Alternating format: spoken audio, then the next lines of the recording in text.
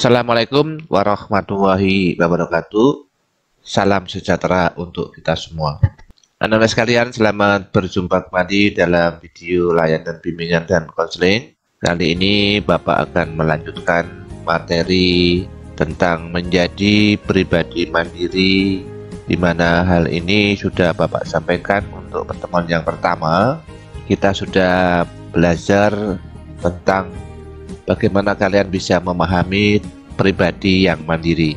Pada pertemuan yang kedua ini, anak-anak sekalian, kita akan lanjutkan tentang bagaimana kalian bisa memahami tentang sifat yang mencerminkan kemandirian, dan yang kedua memahami manfaat menjadi pribadi mandiri. Karakteristik pribadi mandiri itu apa saja, anak-anak sekalian? Pertama, berani, mau belajar dan mau berlatih berdasarkan pengalaman.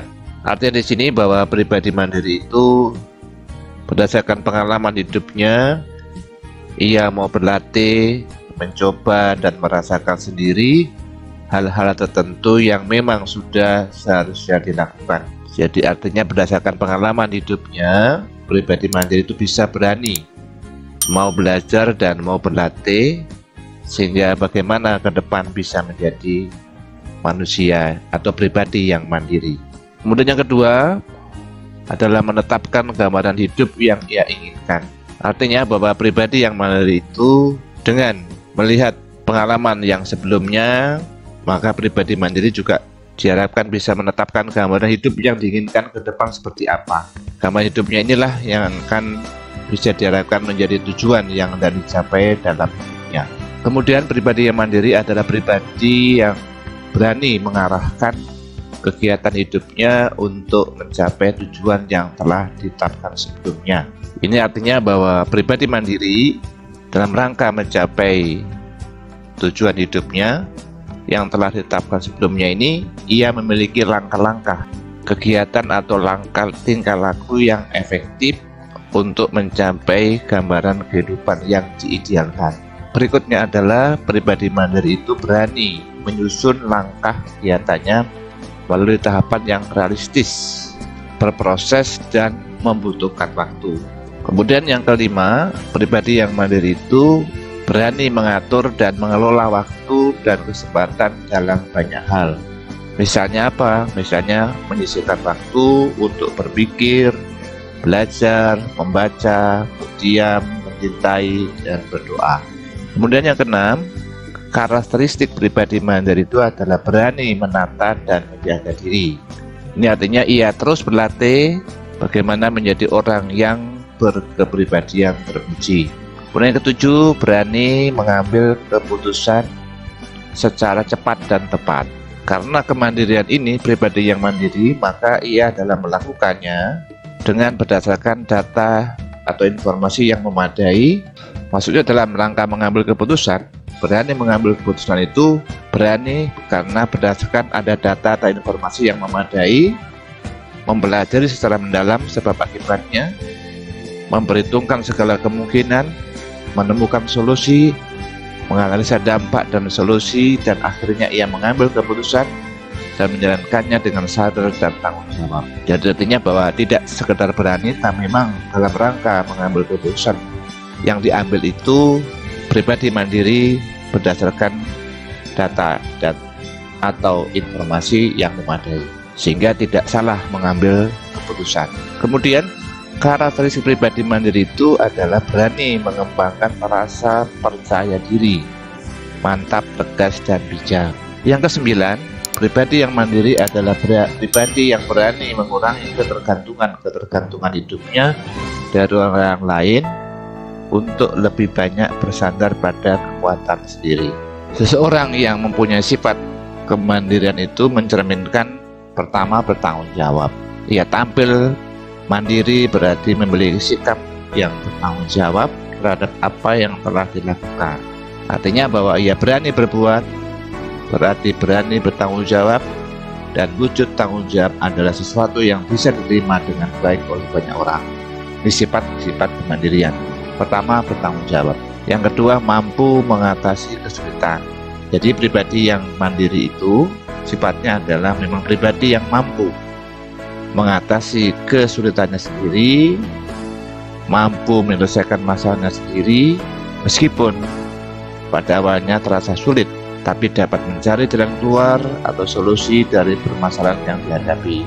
Kemudian sifat yang ketiga adalah mengenal kemampuan diri. Di sini maksudnya sifat yang mencerminkan kemandirian itu adalah seseorang yang ia menyadari sepenuhnya akan kemampuan yang dimiliki. Nah, ini perlu kita sadari bahwa pada dasarnya manusia memiliki kelebihan dan kekurangan. Pribadi mandiri yang mengenal dirinya pasti tahu persis untuk memaksimalkan kelebihannya dan meminimalisir kekurangannya.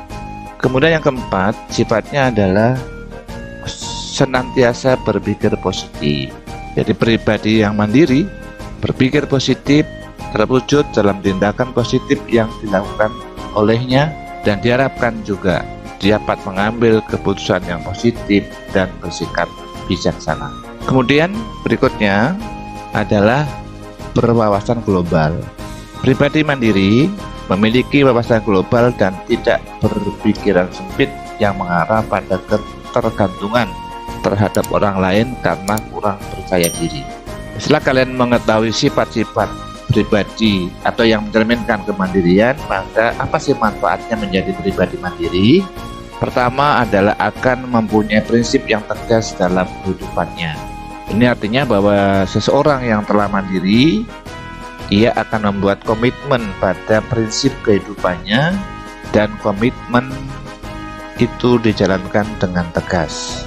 Kemudian manfaat yang kedua adalah akan bisa menghandle semua masalah dengan cekatan dan tepat sasaran.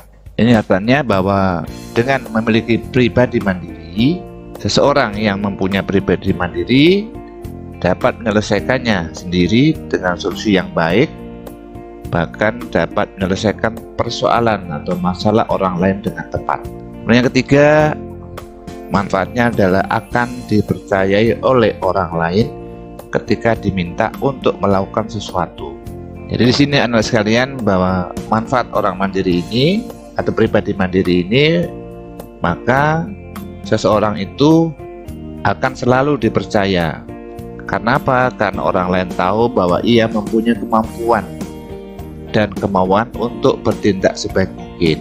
Kemudian yang keempat, manfaat pribadi mandiri adalah akan bisa bertahan dengan segala kondisi dengan pemikiran yang dewasa.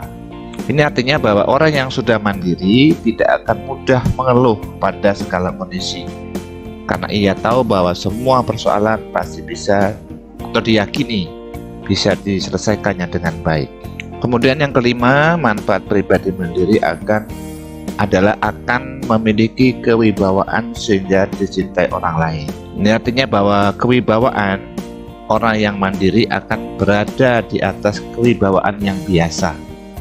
Kenapa demikian? Karena ia mempunyai kemampuan lebih sehingga dipandang dan dihargai. Baik, Anda sekalian, terima kasih atas perhatiannya. Jangan lupa kalian like, subscribe, kemudian tekan tombol loncengnya. Jangan lupa kalian share kepada teman-teman yang lain. Kalian jangan lupa memberikan komentar bila mana ada keterangan-keterangan yang perlu kalian tanyakan atau dikomentari. Demikian, kurang lebihnya mohon maaf. Assalamualaikum warahmatullahi wabarakatuh.